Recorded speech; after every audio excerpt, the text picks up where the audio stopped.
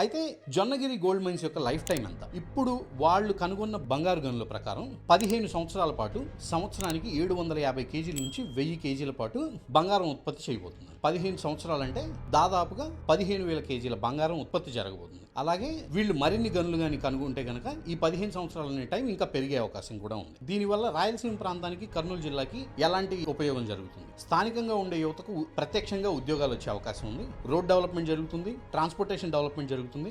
అలాగే మౌలిక సదుపాయాలు ఏదైతే ఉన్నాయో కరెంటు, నీరు, ప్రతి ఒక్కటి కూడా ఈ మౌలిక సదుపాయాలు కూడా అభివృద్ధి జరగబోతుంది.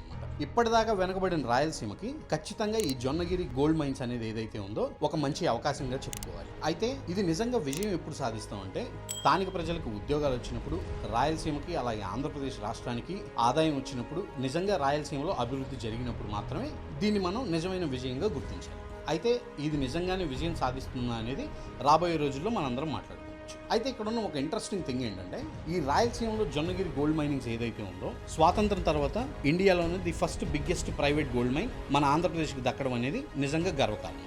అయితే దీనిలో కొన్ని బ్యాక్లాషెస్ కూడా జరుగుతున్నాయి. అయితే దీనివల్ల కొన్ని క్వశ్చన్స్ కూడా రైజ్ చేస్తున్నారు.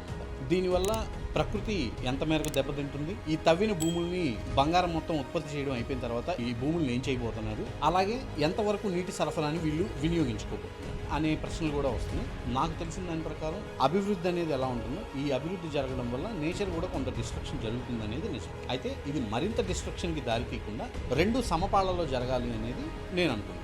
అసలు ఈ జొన్నగిరి గోల్డ్ మైన్స్ మీద మీరేమనుకుంటున్నారు అనేది మీ అభిప్రాయాలను కూడా కామెంట్ రూపంలో చెప్పండి. Please do follow Ravi talks.